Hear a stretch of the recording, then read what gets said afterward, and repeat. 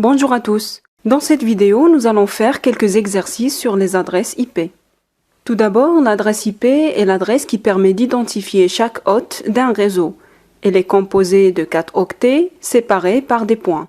Un octet est égal à 8 bits et donc on peut écrire l'adresse IP comme ceci en remplaçant chaque octet par 8x. Le bit signifie binary digit et donc ne prend comme valeur que 0 ou 1. Voici à présent un exemple d'adresse IP. Mais on peut également avoir des adresses IP en notation décimale, comme celle-là. Remarquez bien que la valeur minimale d'un octet est celle où tous les bits sont à 0, et donc c'est 0. Et puis la valeur maximale d'un octet est celle où tous les bits sont à 1, et donc 255 en décimale. Du coup, cette adresse-là n'est pas une adresse IP, car il y a un 256, ce qui n'est pas possible. Passons à présent au premier exercice. Il s'agit de trouver la classe de ces adresses IP.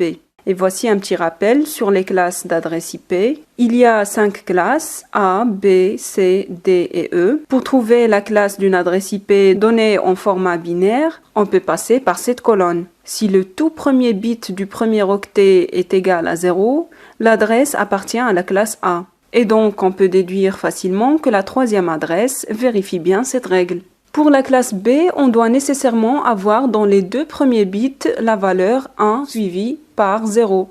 Et donc 1, 0. Ici, on a ces deux adresses de la classe B. Maintenant, pour la classe C, les adresses IP commencent toujours par 1, 1, 0. Ici, comme exemple, c'est la quatrième adresse. Et puis pour la classe D, qui est une zone d'adresse dédiée aux communications multicast, les premiers bits sont 1, 1, 1, 0. Ici, c'est la deuxième adresse. Puis enfin, la classe E qui est réservée aux expérimentations a les 4 premiers bits à 1. Ici, on n'a pas d'adresse de cette classe. Si par contre vous voulez passer par la conversion en décimale, ou si l'on vous donne des adresses en format décimal, il faut maintenant passer par ces deux colonnes qui définissent l'intervalle de chaque classe. Et donc, pour la première adresse, on part toujours du premier octet, puis on cherche l'intervalle où il se trouve. On a donc 128 qui est dans le deuxième intervalle. Il s'agit donc d'une adresse de classe B. Deuxième adresse, on a 237 qui est dans cet intervalle et donc c'est la classe D. Pour 74, elle est dans cet intervalle, c'est la classe A. 201 est dans ce troisième intervalle, c'est donc une adresse de classe C. Et enfin, 131 se trouve dans cet intervalle, il s'agit de la classe B. Pour cette deuxième partie du premier exercice, on nous demande de trouver la partie réseau ou la partie hôte de quelques adresses IP. Commençons par ce petit rappel qui va nous aider à trouver facilement les réponses. Pour la classe A, la partie qui identifie le réseau est le premier octet, la partie en gris, alors que la partie hôte est identifiée par les 3 derniers octets, la partie en vert. En ce qui concerne la classe B, la partie réseau est identifiée par les 2 premiers octets et la partie hôte est identifiée par les 2 derniers octets. Finalement, pour la classe C, les 3 premiers octets identifient la partie réseau, le dernier octet identifie la partie hôte. Pour cette première adresse, on nous demande de trouver la partie réseau. Tout d'abord, on détermine la classe à laquelle appartient cette adresse. On a le premier octet qui est 13, il est entre 0 et 127 et donc il s'agit d'une adresse de classe A. La partie réseau sera tout simplement le premier octet. Cette deuxième adresse est de classe B, du coup la partie réseau c'est les 2 premiers octets. Maintenant on a cette adresse de classe A, la partie hôte est donc les 3 derniers octets. Cette fois-ci, on a une adresse de classe C, la partie hôte et le dernier octet. La même chose ici. Finalement, pour cette adresse de classe B, la partie hôte et les 2 derniers octets. Voilà, c'était le premier exercice. On se retrouve tout de suite pour le deuxième exercice. Afin de disposer de sous-réseau, on utilise le masque 255.255.240.0 avec une adresse de réseau de classe B. La question est combien d'hôtes pourra-t-il y avoir par sous-réseau? Pour la classe B, on a 2 octets pour la partie réseau et 2 pour la partie hôte.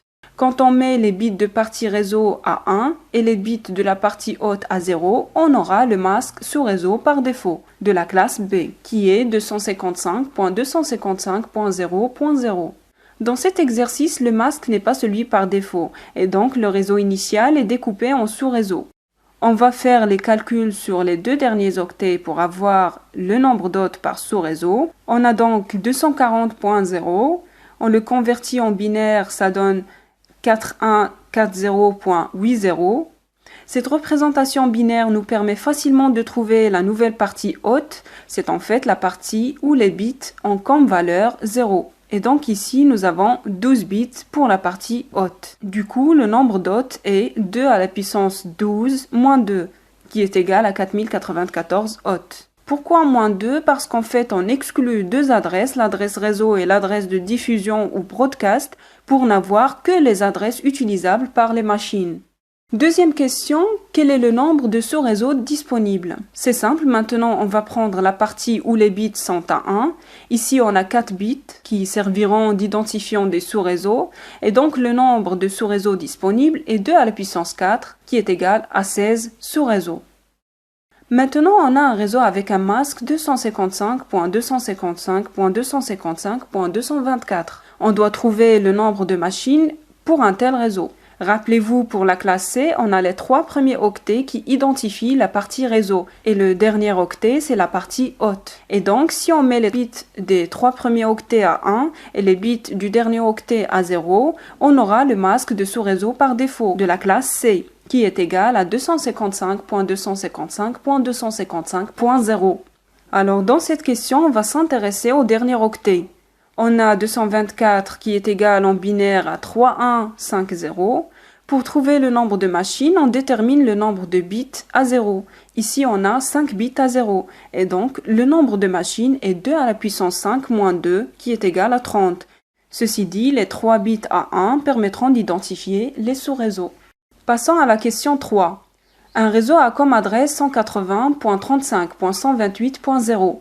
De masque 255.255.240.0, il faut trouver l'adresse de diffusion ou broadcast. Cette adresse est de classe B, donc on sait très bien que les 2 premiers octets ne vont pas changer. Pour l'adresse de diffusion, on les pose ici, 180.35. Maintenant, il faut calculer les 2 derniers octets. On a à partir du masque les 2 derniers octets, 240.0 qui est égal à 4140.80.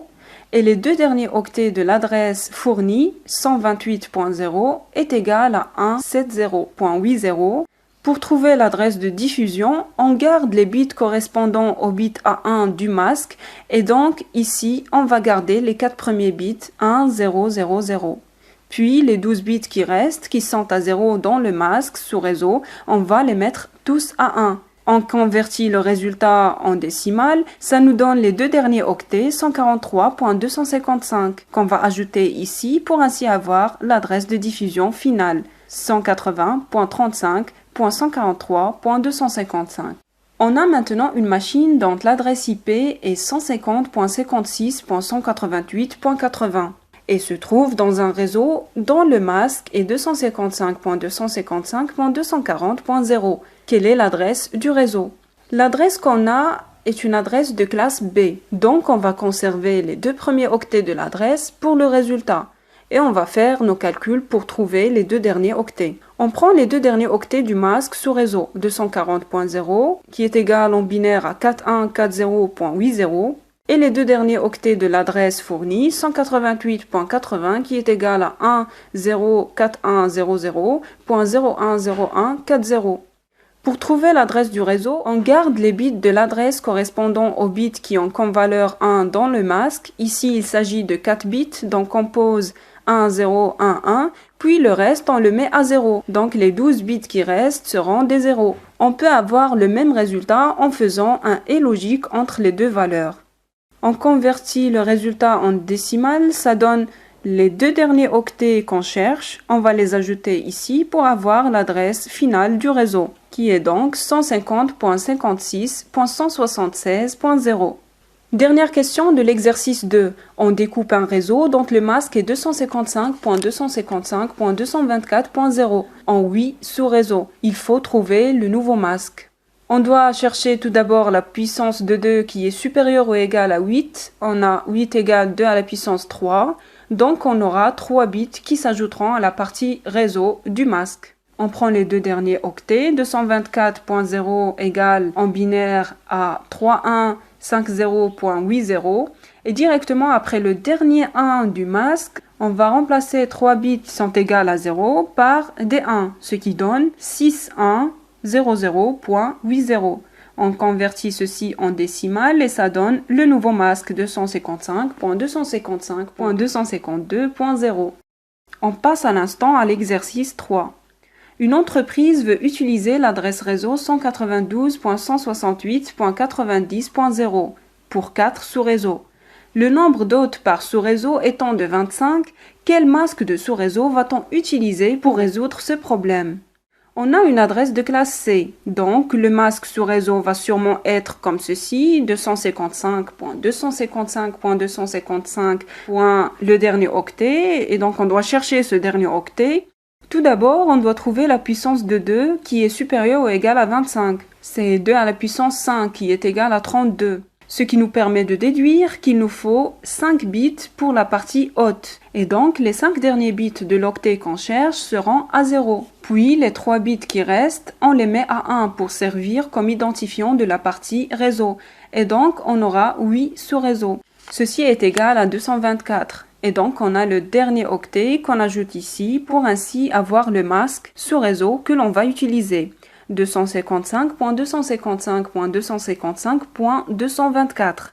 Voilà, c'est la fin de cette vidéo. Si vous avez des questions, n'hésitez pas à laisser des commentaires. Bon courage et à bientôt.